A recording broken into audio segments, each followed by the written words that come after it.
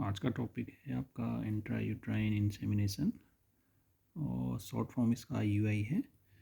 जैसे कि हम जानते हैं कि IUI artificial insemination of husband कह सकते हैं इसे, या फिर आर्टिफिशियल इंसेमिनेशन ऑफ डोनर, जिसमें जनरली हस्बैंड का सीमेन यूज किया जाता है।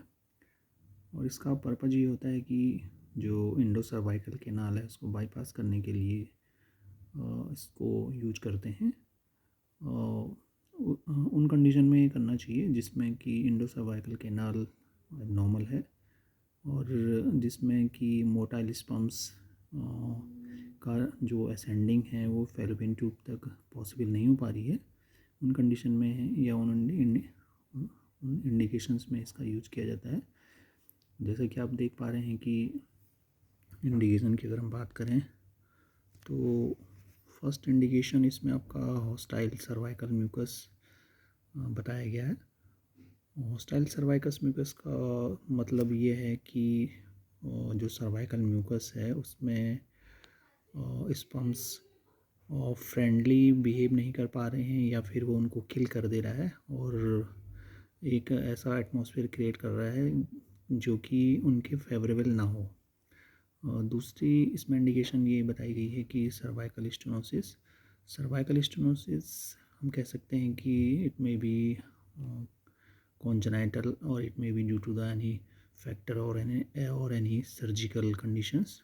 और तीसरा इंडिकेशन आपका ओलिगोस्पर्मिया या फिर एस्टेनोस्पर्मिया होता है, जिसमें कि स्पर्म्स कंसंट्रेशन एबनॉर्मल हो सकते हैं या फिर उनका नंबर ऑफ जो कंसंट्रेशन है वो काफ़ी कम होगा और उसमें से हम कुछ स्पर्म्स को सेलेक्ट करके उनको इंसेमिनेट करते हैं। चौथी कंडीशन इसमें इम्यून फैक्टर है, जिसमें कि स्पर्म्स किल हो सकते हैं, उनकी मोर्टेलिटी डाउन हो सकती है और ये आइदर बाय द मेल और बाय द फीमेल किसी भी वजह से हो सकता है।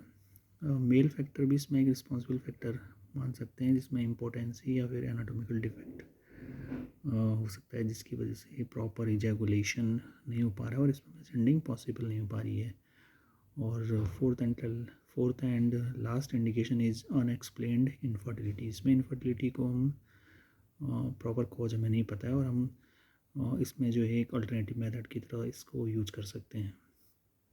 तो हम बात करेंगे इसकी टेक्निक की।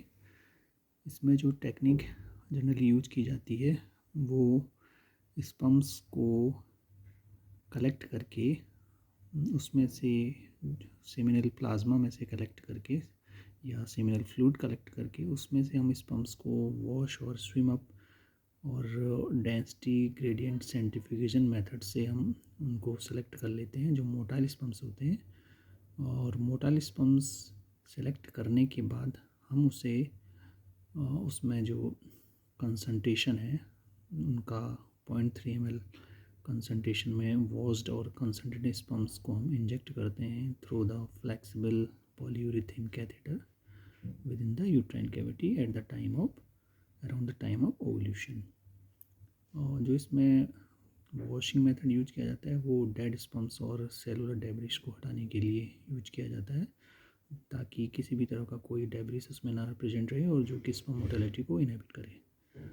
और ये जो वॉशिंग है कल्चर मीडिया में करते हैं, जिसमें से कि कुछ प्रोटीन्स और प्रोस्टाग्लैंडिन्स सीमेन में से हटाए जाते हैं जो कि वो कॉज कर सकते हैं यूट्राइन क्रैम्प्स या फिर एनाफिलेक्टिक रिएक्शंस कॉज कर सकते हैं और जो हमारा पर्पज है उसको फेलियर कर सकते हैं। डेंसिटी ग्रेडियंट कॉन्फ़िगरेशन सेंट्रीफ्यूगेशन में जो मोस्ट हाईली मोटाइल स्पर्म्स होते हैं जो कि मॉर्फोलॉजिकली नॉर्मल स्पर्म्स हैं उनको सेलेक्ट किया जाता है और उनका इंसेमिनेशन किया जाता है। और इसमें जो एटलीस्ट जो प्रोसेस्ड मोटाइल स्पर्म्स काउंट है वो आपका एटलीस्ट 1 मिलियन होने चाहिए। और रिजल्ट अगर हमें ऑब्टेन करना है तो हम ये कह सकते हैं कि स्पर्म काउंट या स्पर्म मोटाइल स्पर्म्स जो होने चाहिए एटलीस्ट 10 मिलियन से ऊपर ही होने चाहिए। और नॉर्मली स्पर्म्स जो है सर्वाइव करते हैं फीमेल रिप्रोडक्टिव ट्रैक्ट में एटलीस्ट 3 डेज़ और फर्टिलाइज कर सकते हैं को। लेकिन हमारे पास जो ओसाइट है और जिसके पास का जो लाइफ स्पान है वो 12 to 24 आवर का होता है, तो इसलिए हमें इस प्रोसीजर को 2 से 3 दिन के पीरियड में हमें रिपीट करना होता है।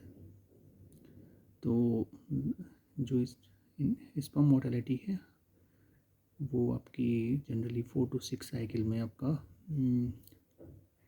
इंसेमिनेशन अगर करते हैं तो उसमें ऊपर ओव्यूलेशन होने की भी पॉसिबिलिटी रहती है। बाकी टाइमिंग ऑफ IUI अगर हम करें तो जो नेचुरल साइकिल है उसमें डे 12 और डे 14 के टाइम में इसको करना होता है।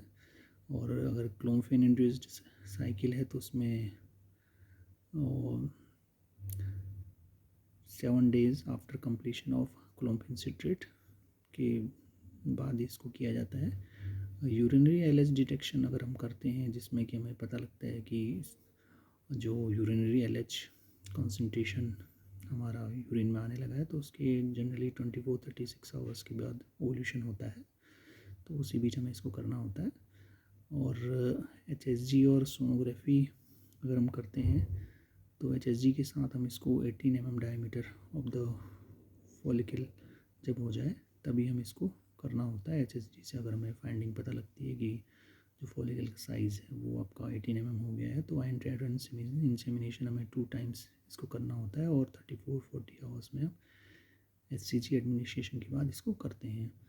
तो टाइमिंग ऑफ इंट्रायूट्राइन इंसेमिनेशन की बात अगर हम करें तो सर्वाइकल में इंसेमिनेशन का टाइमिंग बहुत ज़्यादा इम्पोर्टेंट नहीं है, लेकिन क्योंकि स्पर्म्स का जो सर्वाइकल केनाल में है वो 2 to 3 days तक सर्वाइव करते हैं, तो that is not so much important. और हमें ये ध्यान रखना है कि around the time of ovulation हम इसको करेंगे तो हमारा जो टाइमिंग है वो अप्रोप्रिएट रहेगा। और इसके अलावा जो आपका कंट्रोल्ड ओवेरियन हाइपर स्टिमुलेशन है उन कंडीशन में भी इसको करते हैं। तो ये रिजल्ट हमारा इसमें सक्सेस रेट अगर हम देखें तो हमारा क्यूमुलेटिव कंजम्पशन रेट आपका 12 इंसेमिनेशन के साइकिल अगर हम करते हैं 12 इंसेमिनेशन साइकिल हम करते हैं तो 75 to 80% तक का इसमें चांसेस होते हैं कि हमारी जो हमारा पर्पज़ है वो हमारा फुलफिल हो जाए। तो ये आज का टॉपिक था आर्टिफिशियल इंसेमिनेशन के अंतर्गत इंट्रायूट्राइन इंसेमिनेशन।